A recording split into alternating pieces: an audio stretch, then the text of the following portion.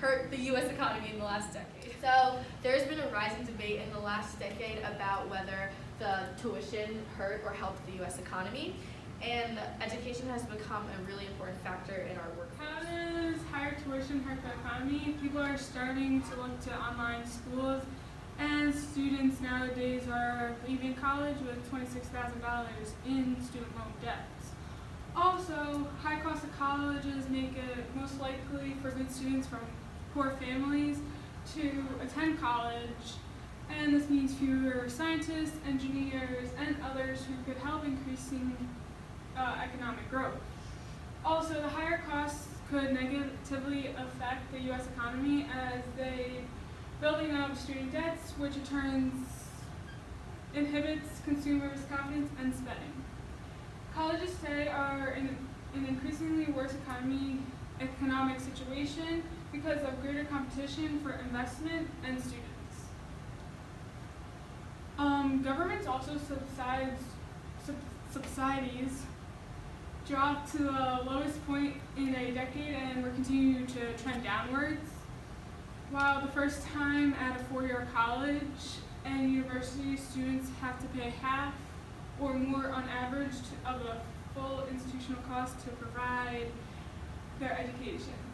In the context of a competitive economy spurring greater demands for higher education, the rising costs of college hurts students. In the long run, pushing them to pursue riskier options to pay for college that might result them into failing or dropping out of their major. A country spending a high proportion of its GDP on education does not necessarily make the country's population more educated. So these are statistics on how the prices in college is increasing will hurt the U.S. economy. So textbooks are increasing by 88%, college tuition and fees are increasing by 63%, and overall items are increasing 21%. Now, this is a survey taken from 2006 to 2016, and it's proving that colleges' prices are rising dramatically over the years. Now, for 75% of the public says that college is too expensive, which means those Americans that say it's too expensive, that fraction of people will most likely go into financial debt due to pricing. Room and board charges will average to $10,633 at a four-year institute, and that cost is increasing by 3.5%. Due to price rising and the extra cost, some colleges are not commutable from, so these students can't attend these colleges because they can't afford to room and board there. So if you look at the graph, this light blue line is directing you to college tuition and fees, and that is right here, this light blue line, and it keeps increasing, but it's not the one that increases the most. The one that increases the most is this yellow line, which represents all college textbooks. So college textbooks on top of college tuition fees are going way up, proving that college is becoming less affordable for more people. With the how does higher tuition help the economy? As a country's economy becomes more productive, as a proportion of educated workers increases, since educated workers can more efficiently carry out tasks that require literacy and critical thinking. Countries with a greater portion of their population attending and graduating from schools see faster economic growth than countries with less educated workers. The more well-trained workers employed at a firm, the more the firm can theoretically produce.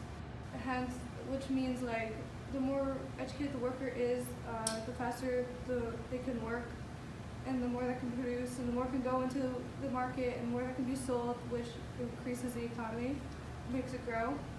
Economies with a significant supply of skilled labor brought on through formal education as well as training, so many firms can also pay to train their employees for higher skilled jobs, are often able to capitalize on this through the development of more value-added industries such as high-tech manufacturing. Okay, so these are statistics on how higher college tuition costs help the economy. So first, 94% of parents, which is 9 in 10 parents, say who have at least one child, who's under 18 say they expect that child to go to college. Now, with more kids going to college means more kids getting a better education, which also leads to kids getting a better paying job in the future.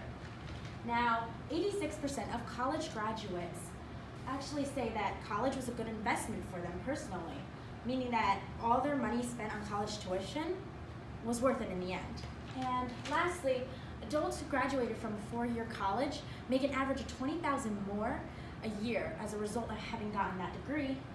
Due to having higher paying jobs, their college degrees have impacted their lives positively, despite some of them having debt at the end of their school. Okay, so since 1975 to 2015 and forward, the top, middle, and bottom class have been increasing, which means you would be more likely to enroll in college. Now, even at the end of this graph here, it shows that the bottom class has actually surpassed the middle income group for going to college. So you could still be in the bottom class, but more likely to go to college than someone who's in the middle class and better well off financially. So in conclusion, we realized that tuition does end up hurting the economy in the long run, and it's hard to say how much it will affect the economy because there is so many factors that go into it, and college is without a doubt becoming more expensive. Okay, as you can see, this is our opinion. We believe that higher tuition has hurt the U.S. economy. But we also believe that in order to get a well-paying job, you need education or some sort of vocational school training. However, since tuition is so expensive, many people don't have the opportunity to get the education. So we're excited. And that's the end of our presentation. Thank you for listening.